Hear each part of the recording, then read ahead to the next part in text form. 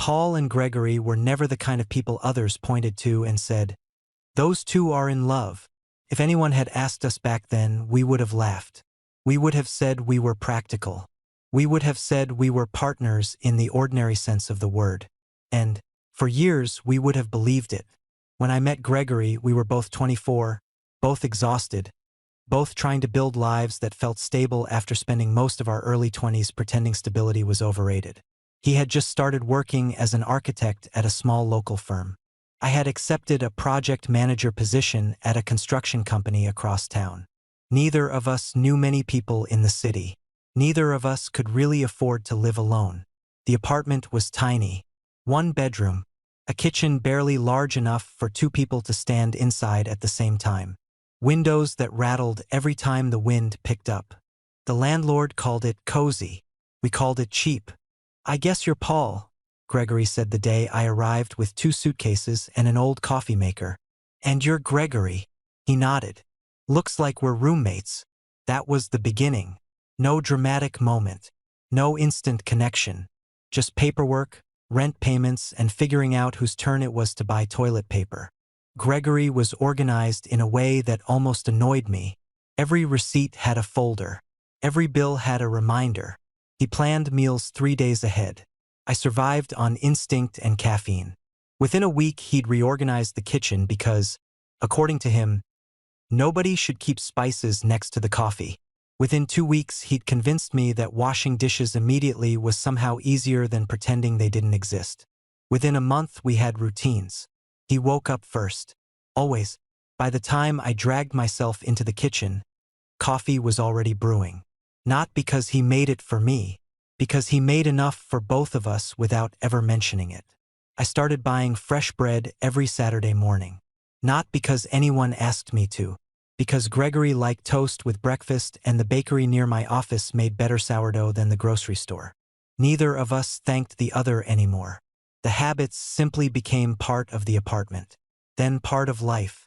People assumed we had known each other forever. The truth was stranger. We simply became permanent without noticing. Years passed exactly like that. Promotions, long workdays, late-night conversations while assembling furniture neither of us knew how to build, replacing broken appliances, arguing over paint colors, learning each other's moods without asking questions. Gregory always became quieter when work overwhelmed him. I talked more. He liked silence. I filled it. Eventually, we found the perfect balance somewhere between those two extremes. Friends came and went. Relationships came and went. Mine usually ended because I worked too much. His usually ended because, according to one boyfriend, Gregory treated commitment like another item on a checklist. When Gregory told me that, he looked almost embarrassed. Was he wrong? He stared into his coffee. "I honestly don't know." I shrugged. "I think if you cared enough to wonder, then maybe he was." Gregory smiled. "I appreciate that you always make things sound simpler. They usually are." He laughed. "No, Paul." He pointed at me with his mug. "They're simpler for you. Maybe. Or maybe I simply didn't analyze every emotion until it lost its shape." Gregory did. Constantly. Sometimes I'd come home and find him sitting on the balcony after sunset. Not reading. Not using his phone. Just thinking. "What happened?" He'd shrug. "Nothing." "Greg." Another shrug. "I just needed to think. About everything." That was Gregory. If life gave him one question, he'd somehow discover 20 more hidden underneath it. I learned not to rush him. Eventually he'd talk. Always. Sometimes hours later. Sometimes days later. Eventually. And I'd listen. Because that's what we did. Not because we had promised to. Because somewhere along the way it became impossible to imagine not doing it. By the 4th year, people had stopped asking whether we were still roommates. Instead they asked things like, "So when are you two buying a house?" We laughed every time. "We're not married." "No," Gregory would answer. "We're just financially responsible." The joke always worked. People laughed. Conversation moved on. Neither of us noticed how often we answered those questions together. Or maybe we noticed. Maybe we simply chose not to examine it. Life became larger, better jobs, a bigger apartment, 2 bedrooms now, even though we could easily have afforded separate places. Friends asked why we were still living together. It works, I always answered. That was enough. Until one evening it wasn't. I remember the exact day because it started like every other Thursday. Rain, traffic, Gregory working late, me reheating leftovers. He came home just after 9 carrying a cardboard box. I brought dessert. I looked inside. Lemon pie. You had a rough meeting. How do you know? You called me 6 times. I laughed. Fair. We ate standing in the kitchen. Halfway through the pie, Gregory looked at me. You know something strange? Usually. I don't think this apartment feels like an apartment anymore. What does it feel like? He looked around. The bookshelves. The framed photographs from vacations we'd taken with friends. The plants neither of us remembered buying. The couch we'd argued about because he wanted gray and I wanted blue. It feels. He searched for the word. Permanent. I nodded. I guess. You don't think that's strange? No. You really don't. I mean. I set my fork down. We've lived together almost 6 years. He stared at me. Has it really been 6? I counted in my head. Almost. Silence settled between us. Comfortable. The kind we'd mastered years ago. Finally Gregory smiled. I can't imagine living with anyone else. I answered before thinking. Neither can I. The words landed differently than I expected. Neither of us spoke for several seconds. Not because anything was wrong. Because something unfamiliar had quietly entered the room. Neither of us knew its name yet. So we ignored it. Just like we ignored dozens of little moments after that. The fact that coworkers assumed we were married. The fact that holidays always happened together. The fact that choosing new furniture somehow required both our opinions. The fact that every future plan automatically included the other person. We called it practicality, routine, friendship, anything except what it actually was. Because once you name something, you also have to decide what to do with it. And neither Gregory nor I was ready for that. Looking back now, I think love arrived long before either of us had the courage to recognize it. It didn't appear all at once. It settled into the spaces between ordinary days. One winter morning, Gregory caught the flu. Normally, he was impossible to slow down. Even with a fever, he insisted he could answer emails. I'll survive, he muttered from beneath 3 blankets. You look terrible. I appreciate your honesty. You look like someone who lost a fight with a truck. He gave me an exhausted glare. I hate you. No, you don't. No, he admitted. I really don't. I called his office, told them he wouldn't be in for several days, then ignored every complaint he made about being perfectly capable of taking care of himself. You don't have to babysit me. I'm not. You made soup. I made soup for me. You've made 3 pots. I was hungry. You bought medicine. I needed toothpaste. You hate this brand. It was on sale. Gregory looked at me for a long moment before laughing weakly. You are unbelievably bad at admitting you care. I care. He blinked. I blinked too. That sentence had come out much easier than expected. I mean, I rubbed the back of my neck. You're my best friend. Gregory smiled. I know. Something about the way he said those 2 words stayed with me. Not dramatic. Not emotional. Just certain. As if he had never questioned it. As if neither of us ever needed to. By the 4th day, he felt well enough to move around again. The apartment immediately became louder. Music returned. His endless commentary about architecture returned. The dishwasher was loaded according to Gregory's absurdly specific system again. Life resumed exactly where it had paused. Still, something had shifted inside me. Not because I'd taken care of him. Because I had enjoyed doing it. Not the cooking. Definitely not arguing with insurance companies. Not listening to him complain that soup should never contain vegetables. What I enjoyed was seeing him relax enough to let someone else carry things for a while. Gregory almost never did that. He carried everyone else. His parents. His younger sister, co-workers, friends. Everyone leaned on Gregory. Very few people asked who Gregory leaned on. One evening, months later, we met his sister Emma for dinner. She hugged Gregory first, then me. "You two still haven't killed each other?" "We're discussing it," I said. Gregory nodded seriously. Paul leaves, cabinet doors open. Emma gasped dramatically. "Monster." "I know." We spent 2 hours laughing over terrible childhood stories. When dinner ended, Gregory stepped away to answer a phone call. Emma watched him disappear outside the restaurant. Then she turned toward me. "Can I ask you something?" "Sure." "Has he always smiled like that around you?" I frowned. "What do you mean?" "He smiles differently." I laughed. "I think you're imagining things." "No." She shook her head. "He used to look heavier. He works less now." "I'm not talking about work." She stirred the melting ice in her drink. "I'm talking about happiness." I didn't know what to say. Emma smiled softly. "I'm glad he has you. He's had plenty of friends. Not like this." Before I could ask what she meant, Gregory returned. "What are you two talking about?" Emma stood. "Nothing." She kissed Gregory's cheek. "I'll see you Sunday." As we walked home later that evening, I kept thinking about her words. "Not like this." I wanted to ask Gregory what she meant.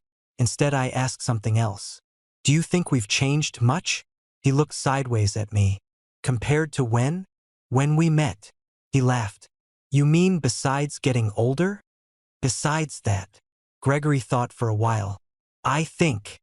He adjusted the strap of the grocery bag he was carrying. "I stopped worrying about being alone." I looked at him. "What do you mean?" "I used to think adulthood meant constantly starting over." He smiled faintly. "New apartments, new roommates, new jobs, new people. And now." He looked ahead instead of at me. "I know where home is." The word hit me harder than it should have. Home. He wasn't talking about the apartment. I knew that. He probably knew I knew. Neither of us acknowledged it. Instead, I joked. "You're getting sentimental." He groaned. "Please pretend I never said that." "Too late." "I'll deny everything." "I'll tell Emma." "You wouldn't." "I absolutely would." He laughed so hard he almost dropped the groceries. Moments like that became impossible to count. Tiny. Forgettable on their own. Unforgettable together.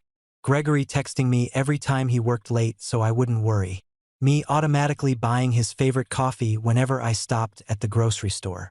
Movie nights that happened every Friday without anyone planning them. Vacations that friends slowly stopped inviting us to separately. People simply assumed Paul and Gregory would both come. And we always did. One autumn afternoon, we spent hours assembling a new bookshelf. Gregory insisted on reading the instructions. I insisted instructions were merely suggestions. 3 hours later, the bookshelf collapsed. We stared at the pile of wood in complete silence. Finally, Gregory sighed. "You threw away page 4. I thought we didn't need page 4. Apparently, page 4 contained structural integrity." I burst into laughter. He tried not to. Failed almost immediately. We sat on the floor surrounded by screws and wooden panels, laughing so hard neither of us could breathe. Our neighbor knocked on the wall. "Everything okay over there?" Gregory wiped tears from his eyes. "Perfect." The neighbor muttered something unintelligible before walking away. I leaned back against the wall. "My stomach hurts." "You are never allowed to assemble furniture again." "Fair." Gregory looked at me for a second longer than usual. "What?" "Nothing." "What?" He smiled. "I was just thinking." "What?" "I've had happier Saturdays." I waited. "I just can't remember any." The laughter faded. Not awkwardly. Quietly. He looked away first. "We should probably finish this." "Probably." Neither of us moved. Eventually, we rebuilt the bookshelf correctly. Page 4 turned out to be extremely important. Weeks later, Gregory started staying later at work. New project. Big deadline. I barely saw him. The apartment felt strangely empty without realizing why. One Tuesday I came home to complete silence. No music. No lamp glowing in the living room. No Gregory complaining about clients changing their minds. I heated dinner for one. Halfway through eating, I realized I had cooked enough for two without thinking. I stared at the second plate for a long time. At almost 10, the front door finally opened. Gregory looked exhausted. Sorry. You don't have to apologize. I know. He dropped his bag beside the couch. He looked around. Miss being here. I smiled. I saved you dinner. You did. I figured you'd forget to eat. I definitely forgot. He sat beside me while eating leftovers straight from the plate. Neither of us spoke much. We didn't need to. Eventually he leaned back, closing his eyes. You know what's strange? What? I spend all day wanting to come home. That's normal. No. He opened one eye. I mean specifically here. I laughed. That's still normal. I've lived in other places. So have I. They never felt. He stopped. Like this. Again. That feeling neither of us wanted to examine. Always close enough to notice. Never close enough to name. Not yet. Because some truths don't arrive all at once. They wait patiently, quietly, until every ordinary moment has built something too large to ignore. And without realizing it, Gregory and I were getting very close to that point. The first person to say it out loud wasn't either of us. It was my mother. She visited one Saturday afternoon, carrying far more food than two people could possibly eat. Gregory greeted her with a hug before taking the casserole dish from her hands. You've lost weight, she told him. I haven't. You have. He smiled politely. I'll eat more. Good. She turned toward me. And you're impossible. I missed you too. Within minutes, she had completely taken over the kitchen while Gregory quietly followed instructions without complaining once. I watched them from the dining table. They had their own rhythm now. She asked about his work before asking about mine. He remembered which flowers she liked. She remembered that he hated mushrooms. At some point, I realized they'd built a relationship completely independent of me. That thought made me strangely happy. After lunch, Gregory left for the hardware store because, according to him, we urgently needed a new kitchen faucet. We absolutely do not. It's dripping. It drips twice a day. It shouldn't drip at all. He grabbed his keys. I'll be back. The apartment became quiet after the door closed. Mom looked toward the hallway to make sure he was really gone. Then she looked back at me. So, I recognized that tone immediately. So what? When are you going to admit it? I frowned. Admit what? She leaned back in her chair. Paul. What? You love him. I laughed. Not because it was funny. Because it sounded impossible. What? You heard me. Mom. I'm serious. We're friends. She smiled with almost painful patience. You've been saying that for 8 years. Because it's true. She folded her hands together. When was the last time you made a major decision without thinking about Gregory first? I opened my mouth. Closed it. She continued.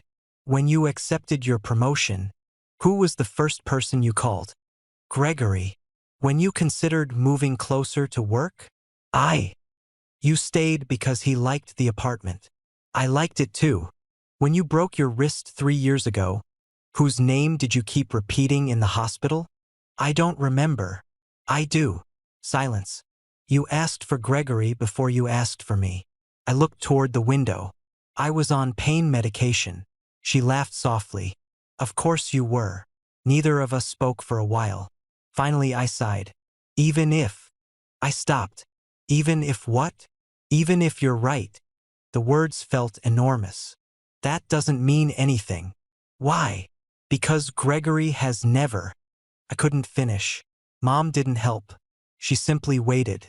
I don't know what he feels. She nodded. Fair. And if I'm wrong, you lose a friendship. Exactly. She reached across the table and squeezed my hand. Or maybe you discover it was never just friendship. The front door opened before I could answer. Gregory walked inside carrying 3 shopping bags. I bought the faucet. Mom smiled. I was just leaving. Gregory frowned. You've only been here a few hours. I've said everything I wanted to say. She looked at me while saying it. Gregory completely missed the meaning.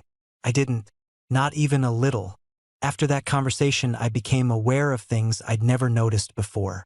Or maybe I'd always noticed them. Now I simply couldn't ignore them. Gregory always looked for me the moment he entered a room. If we attended parties separately, his eyes found mine within seconds. Without fail. Whenever something funny happened at work, I was still the first person he wanted to tell. Whenever something upset me, he somehow noticed before I said a word. You've been quiet. I'm tired. No. He looked up from his laptop. You're worried. How do you know? You've reorganized the bookshelf twice. I stared at him. I didn't realize I did that. You also cleaned the kitchen yesterday. So? You only clean when you're anxious. I always clean. You absolutely do not. I laughed despite myself. When did you become an expert on me? He looked genuinely confused. I've lived with you for 8 years. As though that explained everything. Maybe it did. A few weeks later, we attended the wedding of one of Gregory's college friends. Large venue. Too many relatives. Too much dancing. Exactly the kind of event Gregory usually escaped from as quickly as possible. Halfway through dinner, an older woman sat beside us. She smiled warmly. You must be Gregory's husband. Gregory nearly inhaled his water. I almost dropped my fork. Oh, the woman looked embarrassed. I'm terribly sorry. We're not. Gregory stopped. He glanced toward me. Actually, neither of us finished the sentence. The woman laughed. My mistake. She walked away a minute later. We sat in silence. Finally, I smiled. You handled that well. I panicked. I noticed. Gregory rubbed the back of his neck. Did it bother you? The question. He nodded. I considered it honestly. No. He looked surprised. You? Another pause. No. Again silence. Then Gregory laughed quietly. We're terrible at conversations like this. We're avoiding one. We definitely are. So. Neither of us continued. Instead, the band started another song. Someone pulled Gregory onto the dance floor. He pointed at me. You're coming too. I don't dance. You do tonight. I really don't. He grabbed my wrist. Paul. What? If I have to embarrass myself, you're helping. I sighed dramatically. Fine. We spent 3 minutes making complete fools of ourselves. Neither of us cared. Later, driving home long after midnight, Gregory leaned his head against the passenger window. Today was nice. It was. I liked dancing. You hated every second. I hated everyone watching.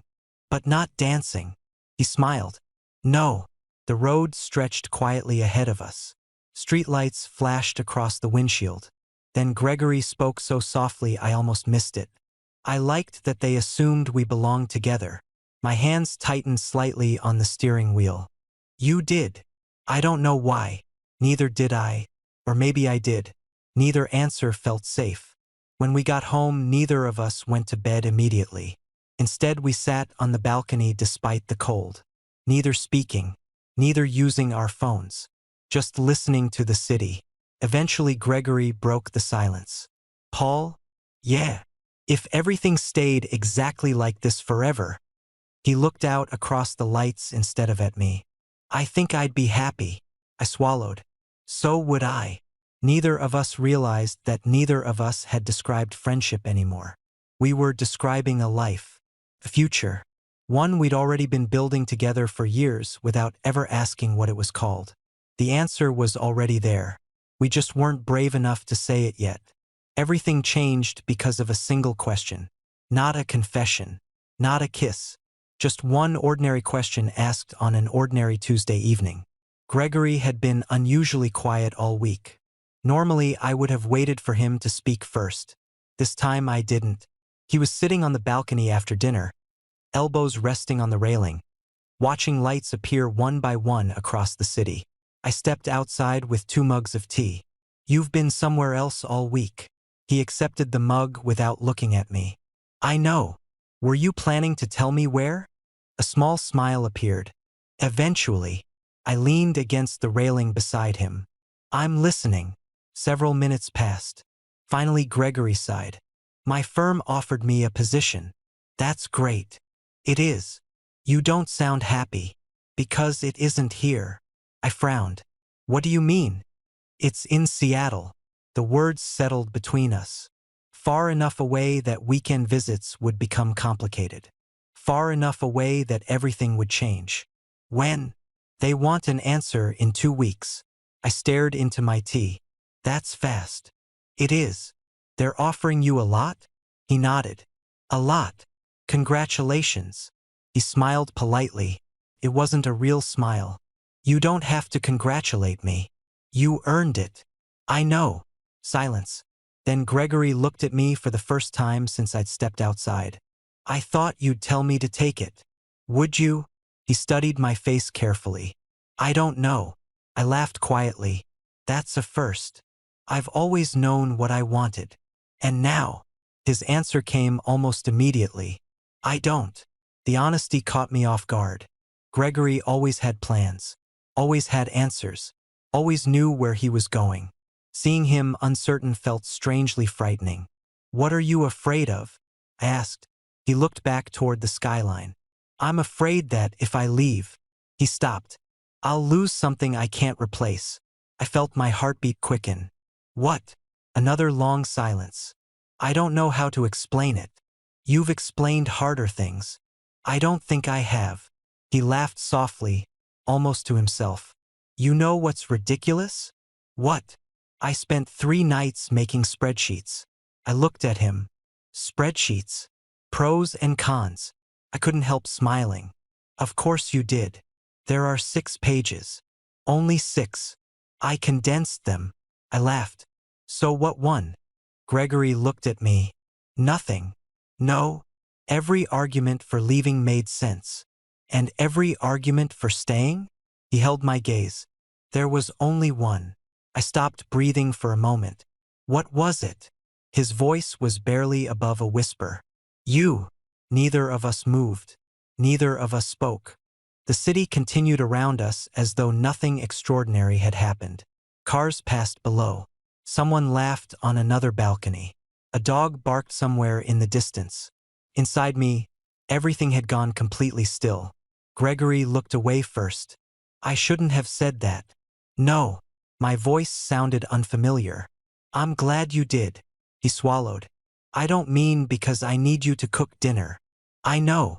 I don't mean because we've lived together forever. I know. I mean. He struggled for words in a way I'd never seen before. When I imagine starting over somewhere else. His eyes met mine again. I can't picture a life that doesn't have you in it. The sentence hung between us. Complete.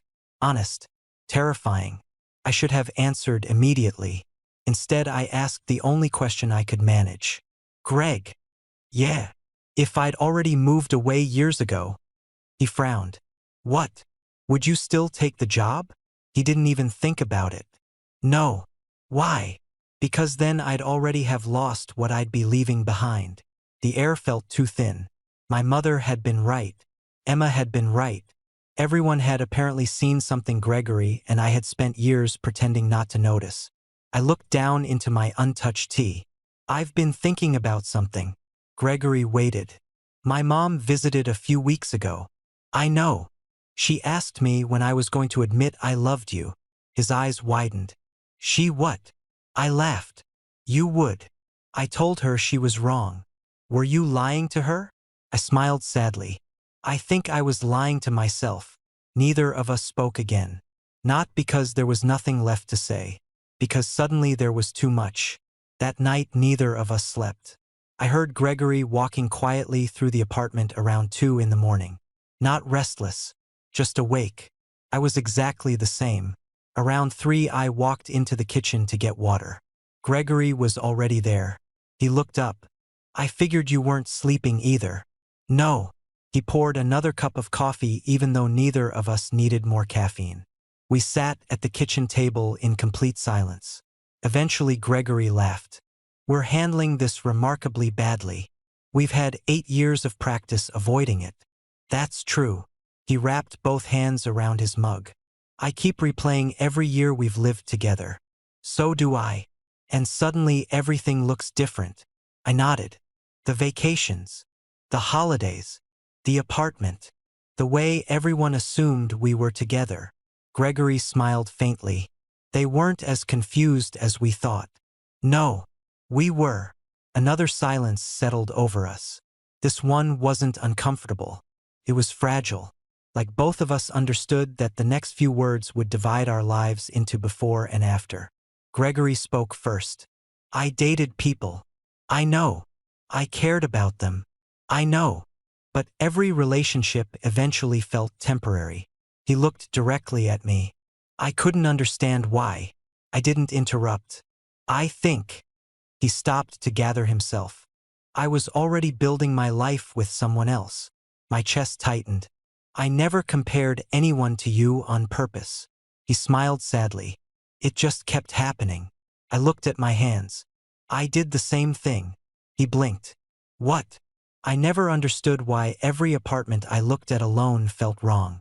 I laughed quietly. I thought I was just picky. Gregory's eyes softened. You weren't picturing an apartment. No. I was picturing home. Neither of us cried. Neither of us reached across the table. We simply sat there, letting years of quiet truths finally become words. There was no dramatic revelation, only recognition, like finding the title of a book you'd already read from beginning to end. I think, Gregory said carefully, we've been in love for a very long time. I smiled. I think we've been building a life together for so long that we forgot to ask what we were building. He laughed through an unsteady breath. And the answer was there the whole time. Yeah. The foundation was already finished. I nodded. We just never named the house. Morning light slowly filled the kitchen. Neither of us had slept. Neither of us wanted to be anywhere else. For the first time in years, there was nothing left to avoid. Only one question remained. Now that we finally knew what this was, what were we going to do about it? The strange thing was that nothing changed the next morning. And everything did. Gregory still made coffee before I woke up. I still bought fresh bread on my way back from an early run. We still argued over whether the windows should stay open while it rained. From the outside, we looked exactly the same. Inside, every familiar moment carried an entirely new meaning. I found Gregory standing in the kitchen, staring into his mug. Morning. He looked up and smiled. Not differently, just more honestly. Morning. Neither of us rushed to fill the silence. For years, silence had been comfortable between us. Now it felt full. Not awkward. Hopeful. I've been thinking, Gregory said. I assumed you hadn't stopped. He laughed. I really haven't. I know. He leaned against the counter. I don't want us to feel pressured. By what? By finally having a name for this. I understood immediately. So, nothing changes overnight. Exactly. I nodded. I'd like that. He looked relieved. I was afraid you'd expect. I don't know. Something dramatic? Gregory smiled. I've never been very good at dramatic. No. I grinned. You make spreadsheets. I hate that you keep bringing that up. I'm bringing it up forever. I know. For the first time in hours, we both laughed without thinking. Felt like breathing again. Gregory turned down the job in Seattle 3 days later. He didn't even tell me before sending the email. I came home to find him sitting in the living room reading. Did you decide? I did. And I stayed. You didn't have to stay because of me. I know. He closed the book. I stayed because I realized something. What? I wasn't choosing between 2 jobs. He smiled gently. I was choosing between a promotion and the life I've already built. He looked around the apartment. I've spent years chasing the idea that success always meant moving forward. And, turns out, his eyes settled on me. Sometimes you've already arrived. I walked over and sat beside him. Neither of us spoke. The apartment felt impossibly quiet. I keep thinking we're supposed to do something, I admitted. Gregory looked confused. Like what? I don't know. A grand declaration. A dramatic speech. A movie scene. He laughed. We'd be terrible at that. We really would. Another comfortable silence. Then Gregory asked quietly, Paul? Yeah. Can I hug you? I smiled. You've hugged me before. I know. This feels different. It does. I opened my arms. He stepped forward without hesitation. The hug lasted longer than either of us expected. Not because we were trying to make a moment out of it, because it felt like coming home after discovering we'd never actually left. When we stepped apart, Gregory looked almost embarrassed. I've wanted to do that for months. I laughed softly. I've probably wanted to do it for years. A week later, Emma invited us for Sunday dinner. The entire drive there, Gregory looked unusually nervous. You've presented projects worth millions. I know. You've negotiated contracts. I know.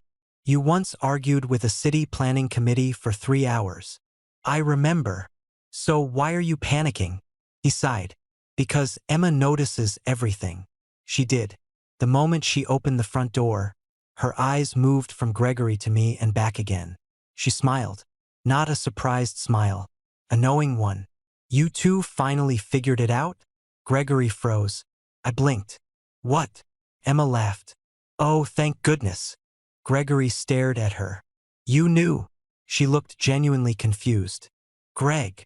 What? You've been looking at Paul like he's your entire future since your late 20s. He turned bright red. I have not. You absolutely have. She looked at me. And you weren't exactly subtle either. I laughed. We thought we were. You were adorable. Gregory covered his face with one hand. Please stop talking. Emma hugged him. I've been waiting years. You could have said something. I tried. When? I asked why neither of you ever dated anyone who stayed longer than 6 months. Gregory frowned. I thought you meant we had commitment issues. You did. She smiled warmly. Just not with each other. Dinner that evening felt lighter than any we'd shared in years. Not because anything had changed between Emma and us. Because nothing had. She accepted us with the same ease she'd always accepted our life together. Only now we understood why. On the drive home, Gregory looked out the window. I spent years worrying people would think differently. And they already thought we were together. I laughed. Apparently, the only people who didn't know were us. He smiled. We're not very observant. No, we're really not. The biggest surprise came from work. A few days later, one of my coworkers noticed I was smiling more than usual. Good week. Yeah. You finally taking a vacation? No. He leaned against my desk. So what happened? I thought about answering. Instead, I simply smiled. I realized something important. What's that? I've already been living the life I wanted. He looked puzzled. Sounds nice. It is. That afternoon, I caught myself reaching for my phone to text Gregory. Not because anything had happened, just because I wanted to tell him about my day. Then I laughed. I'd been doing exactly that for almost a decade. The habit hadn't changed. Only my understanding of it had. That evening, when I walked through the apartment door, Gregory looked up from the couch. Hey, how was work? I smiled. Pretty good. He smiled back. I'm glad. No grand speeches. No dramatic romance. Just the same question he'd asked thousands of times before. Only now I understood why hearing it always made the longest days feel shorter. Because love hadn't entered our lives after 8 years. It had quietly lived inside them all along. We had simply mistaken it for routine. And it turned out that routine, shared with the right person, could become the deepest kind of love imaginable. The first time we called it a relationship, it was almost accidental. We were grocery shopping, again, which felt strangely appropriate. Most of our life had been built in places exactly like that. Between shopping lists, utility bills, Saturday mornings, ordinary moments that slowly became extraordinary simply because we kept sharing them. Gregory was comparing two brands of pasta with unnecessary seriousness. They're exactly the same. They are not. They're literally made in the same factory. He looked offended. Paul. What? Details matter. They absolutely do not when buying pasta. An older cashier smiled as we unloaded our groceries. You two have been together a long time, haven't you? Gregory looked at me. I looked back at him. This time neither of us hesitated. Yes, Gregory answered with a quiet smile. We have. The cashier nodded as though she'd expected exactly that. I can always tell. I almost asked how. Instead, I simply smiled. Walking back to the car, Gregory looked unusually thoughtful. What? I liked saying it. What? We've been together a long time. He laughed softly. The funny part is, it was true before we realized it. Exactly. I reached for the shopping bags. He stopped me. I've got those. I can carry groceries. I know. So why? Because I want to. I rolled my eyes. You've become impossible. I've always been impossible. Fair. Spring arrived quietly. The apartment balcony filled with flowers Gregory insisted we absolutely needed. We already have plants. These are different. They're flowers. They're seasonal. I don't know what that means. It means trust me. So I did. Just as he trusted me when I insisted we should finally replace the ancient couch we'd owned since our 20s. It still works. It squeaks. So do my knees. That's not helping your argument. A week later, a new couch arrived. We sat on it together after the delivery men left. Gregory bounced once. It's comfortable. I told you. You were right. I know. He looked at me suspiciously. You've become much more confident lately. I smiled. I think I've always been this confident. No. He leaned back. I think you've become happier. That answer surprised me. Had I? I thought about it honestly. The strange thing was that my daily life looked almost identical. Same apartment. Same work. Same coffee every morning. Same evening walks. Same Friday movie nights. Nothing had changed. Except one thing.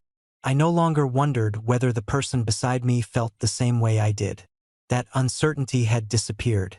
And it had taken years of quiet anxiety with it. I think you're right, I admitted. Gregory smiled. I know. One evening we found an old cardboard box while cleaning the storage closet. Inside were photographs from our first apartment. Printed photographs. Some slightly faded around the edges.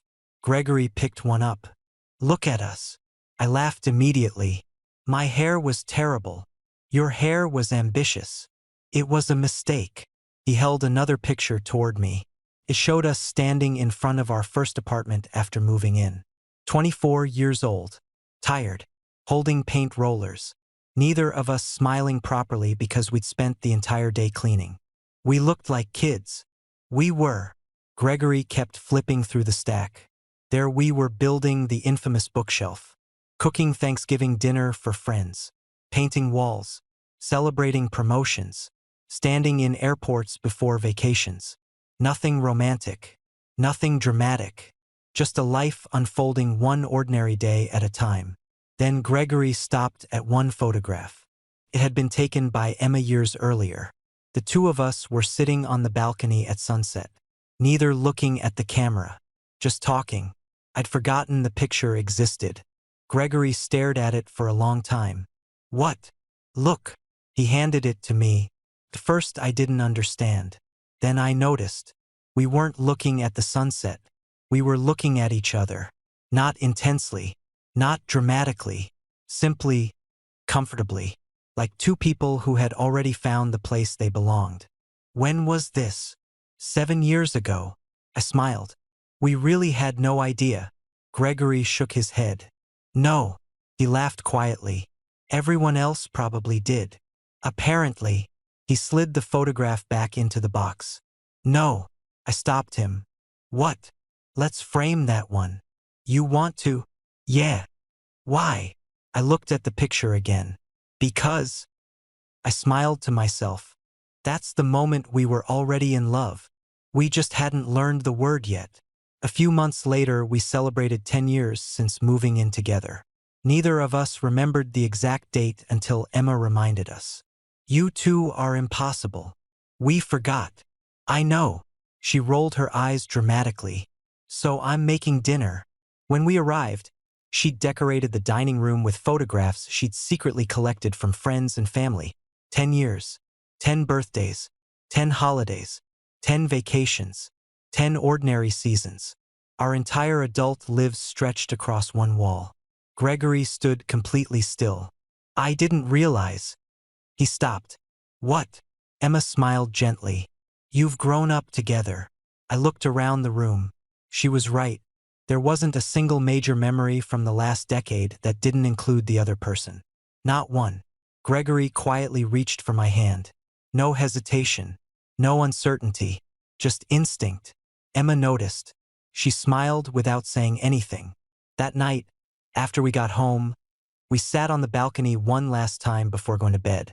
The city looked exactly the way it had the night Gregory first admitted he couldn't imagine a future without me. Only now there was no fear attached to that sentence. Only peace. I've been thinking, Gregory said. That usually means trouble. He laughed. I was trying to remember the exact moment I fell in love with you. And I can't. Me neither. I think that's because there wasn't one. I nodded slowly.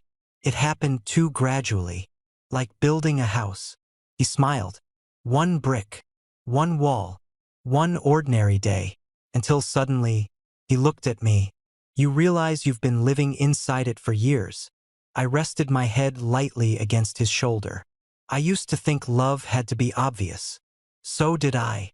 I thought there'd be fireworks. Some dramatic realization. A life-changing moment. Instead, Gregory finished the thought. We spent years building a life before we finally gave it a name. The city hummed quietly below us.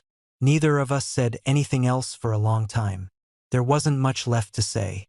Some stories begin with love. Ours began with friendship, responsibility, shared rent, grocery lists, leaky faucets, burnt dinners, impossible bookshelves, and thousands of ordinary conversations. Love simply grew inside those moments so slowly that we mistook it for everyday life. And maybe that was exactly why it lasted. Because we hadn't fallen in love first and built a life afterward. We had built the life first. Only years later did we finally understand what we'd been creating together all along. People often ask when we started dating. Gregory and I never know how to answer. Do we count the day we admitted we were in love? Or the day we moved into that tiny apartment with one bedroom and a leaking kitchen faucet? Because honestly, those stories feel impossible to separate now. Years later, we finally bought a place of our own. Not because we needed more space. Mostly because Gregory had spent nearly a decade talking about sunlight, floor plans, and good structural bones. He walked through dozens of houses with the same thoughtful expression. No, no, definitely not. Then we opened the front door of an old brick house on a quiet street lined with maple trees. The living room wasn't especially large. The kitchen needed work. The backyard had been neglected for years. I looked around. It's nice. Gregory didn't answer. He was standing in front of the wide living room window, sunlight falling across the hardwood floor. What? He smiled without turning around. I can already picture us here. That was always how he decided. Not by numbers, not by price, by whether he could imagine a life unfolding inside the walls. He turned toward me. What do you think? I looked around one more time. Then I realized I wasn't really looking at the house. I was looking at him. I think. I smiled. You're already decorating it in your head. I absolutely am. Where does the couch go? Over there. The books. Along that wall. The coffee machine? He looked offended. Immediately next to the kitchen window. Naturally. He laughed. I've learned what's important. So have I. 3 months later, we moved in. Some things changed. The apartment became a house. The balcony became a garden. Gregory insisted we could maintain ourselves. We're absolutely not qualified. We'll learn. We'll kill everything. We probably will. Somehow we didn't. The flowers survived. The tomatoes even survived. The herbs did surprisingly well. Gregory considered this one of his greatest professional achievements. I design buildings. You do. But Basil. He shook his head proudly. Basil is apparently my true calling. I laughed so hard I nearly spilled my coffee. Life continued exactly as it always had. Morning coffee. Shared grocery lists. Arguments about where to hang pictures. Friday movie nights. Weekend breakfasts that somehow lasted until noon because conversation kept wandering into stories we'd already told 100 times. Only now, every so often, one of us would pause in the middle of an ordinary moment. Look around. Smile. As if silently remembering that we'd once spent years believing this wasn't love. One rainy afternoon, while cleaning the attic, Gregory found the old box of photographs again. This time there were more pictures. Our first apartment, our second, vacations, family dinners, Emma's wedding, birthdays, housewarming parties, gray hair beginning to appear at our temples, laugh lines that hadn't existed before, our entire adulthood. Gregory sat cross-legged on the floor with photographs spread all around him. You know what I realized? What? There isn't a single version of adult me that doesn't include you. I sat beside him. There isn't one of mine either. He picked up the photograph from our first apartment. The one we'd framed years earlier. The picture where we were looking at each other instead of the sunset. I still think this is where it happened. I think you're right. No. He smiled. I think this is where we noticed. I looked closer. We looked so young, so unaware, so completely at peace beside one another. I wonder what they would have thought. I pointed at our younger selves. If someone had told them they'd spend the rest of their lives together. Gregory laughed softly. They would have argued. They definitely would have. We're just roommates. We're just friends. We're practical. He smiled at the memory. We really believed it. For a long time, he reached over and intertwined his fingers with mine. So, what? Were we wrong? I looked around the attic, around the photographs, the boxes labeled in Gregory's careful handwriting, the old coffee maker we'd never thrown away, the paint roller from our first apartment, a cracked mug neither of us could explain keeping, 1,000 tiny pieces of a shared life. Then I looked back at Gregory. No, we weren't. We were roommates. For a while. We were best friends. For a long while. And eventually, I smiled. We discovered we'd quietly become something more without ever noticing when it happened. He nodded. I like that. So do I. That evening we sat on the back porch while the sun disappeared behind the trees. Neither of us spoke for a while. We never needed to. Finally Gregory broke the silence. Paul? Yeah. If you could go back. He looked toward the garden. Would you tell our younger selves sooner? I thought about it carefully. Really carefully. Then I shook my head. No. Why? Because I don't think we were late. He frowned slightly. We weren't. No. I smiled. We became ready exactly when we needed to. Gregory considered that for a long moment. I think you're right. We spent years learning how to build a life together. And then, when the time came, we realized love had already been living inside it. The evening breeze moved gently through the trees. Somewhere nearby, a neighbor laughed. A dog barked in the distance. The world continued exactly as it always had. Ordinary, quiet, beautiful. Gregory rested his head lightly against mine. You know. What? I don't think our story is about falling in love. No. He smiled. I think it's about recognizing it. I looked at the house we'd built a life inside. The garden we'd grown. The photographs waiting upstairs. The years behind us. The years still ahead. Then I looked at the man who had unknowingly become my home long before either of us had found the courage to call it love. And I realized he was right. We hadn't fallen in love one unforgettable day. We had built it, patiently, quietly, year after year, brick by brick, cup of coffee by cup of coffee, conversation by conversation. We spent years building a life together, before we finally found the right name for it. And somehow, I think that made our love even stronger. Because by the time we finally said the words, they weren't the beginning of our story. They were simply the title of the life we'd already been living all along.